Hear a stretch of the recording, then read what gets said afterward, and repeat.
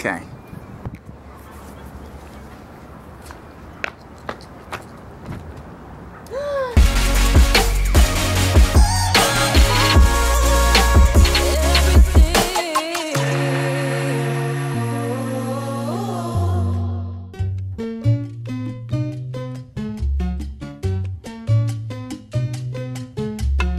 Our first landfall to another country. How does it feel? Feels pretty good. That passage was pleasant, I would say. So, I guess juxtaposed next to our dry Tortugas passage, having an easy passage here, having good weather, and also being in a new country is really cool. Yeah. I'm excited. Although, did you sleep very well last night?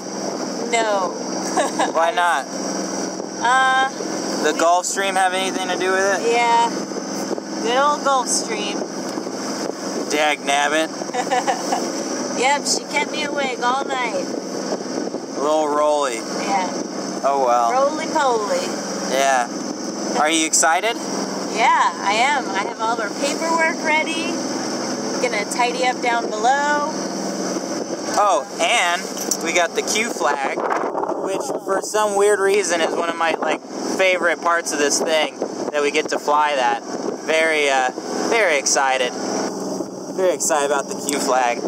Anything else you're excited about, bud? I'm the excited. rum and cigars? Well, first nap, then clean boat, then something tasty. Alright. Well, we will update you guys from Havana. Marina Hemingway, this is sailing vessel Atticus.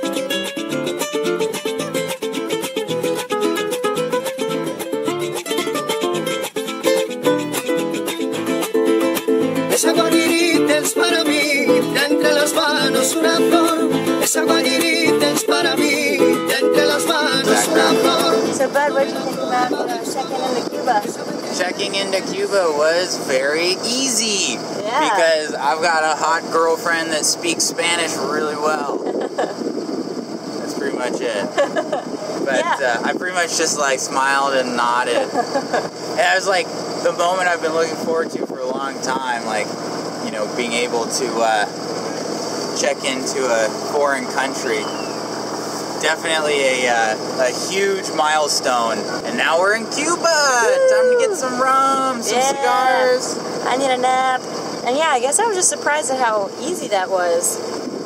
I'd read about, being boarded and them being very stringent about everything and going through lockers and demanding tips. But I think maybe because, like Jordan said, I'm a girl and I speak Spanish, they were really easy on us. So that was relatively painless. So we've got the Cuba flag flying now. Yeah, show them the Cuba flag. Oh, our first courtesy flag. So exciting. Mi guayabera y mi machete, a bailar caliente como el ron. Yo tengo un gallo que canta. Where are we going, bud? I don't know, I'm too tired. We're going to shower. Oh, and And then? we're gonna buy some rum. And then? And we're gonna go. Yeah. Well, we just went on our morning walk, had 12 hours of sleep, explored the marina, heading back to our boat over there. You can see the open ocean out there. Then we're gonna catch a máquina, which we've learned is a communal taxi cab into Havana. And then our one goal is to find a delicious mojito. Our first major impression of Havana was of the colorful classic cars that crowded the roads. Initially, we had thought that the American classics would be a rare novelty, but we were surprised to find that even the cheapest taxis were generally cars from the 50s. Our second impression was of the vibrant colors that covered the city. We felt that the rainbow mismatch did justice to the frantic, vibrant culture of Havana. Finally, we were impressed by the eclectic nature of the inhabitants of the city. On a single street, we saw children coming home from school, scam artists selling bad cigars, a nail salon inside a crumbling colonial building, and an army of gringo tourists, ourselves included, hoping to observe this cultural medley.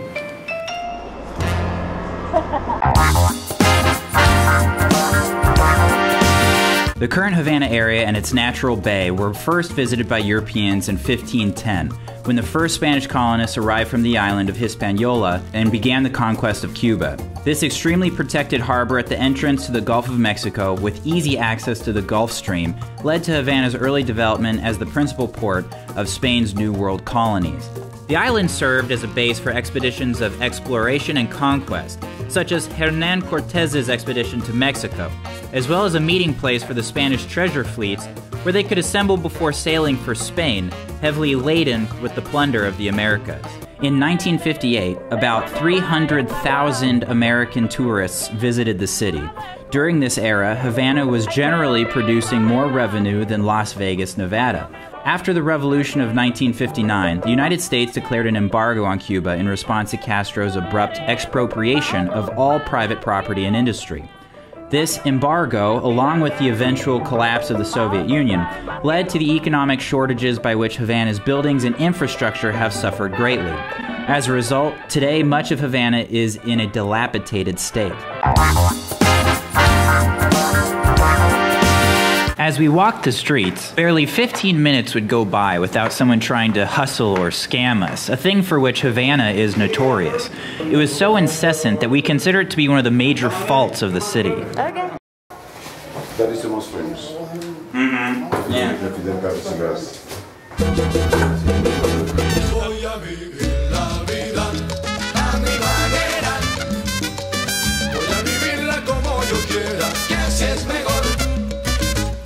Voy a casarme para olvidarme de los recuerdos que aún me quedan en el pasado de esa mujer. Quiero casarme para vivir una vida nueva. Voy a olvidarla porque yo creo que así es mejor. And after a long walk along Havana's Malecón, we found a little-known rooftop bar which we were told served the best mojitos in the city. What's the team doing now? Drinking mojitos. All right. Probably very expensive. I know. Your first Cuban mojito.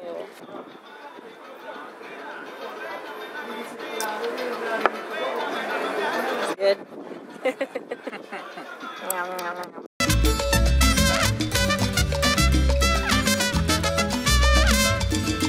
We rushed to catch the ferry and cross Havana Harbor to the Fortaleza, where I thought after much research we would find the best view of the sunset over Havana. And as it turned out, I was right.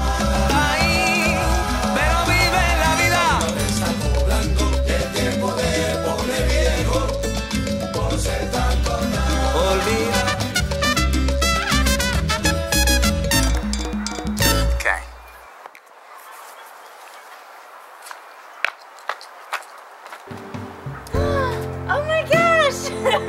Buddy!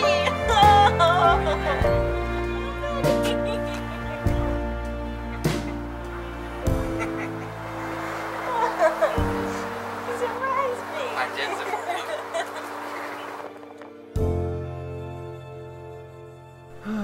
All right. Oh. That's my car. Oh, it's a nice one. Mm-hmm. What do you call it? The Pink Fury. Big Fury! Woo.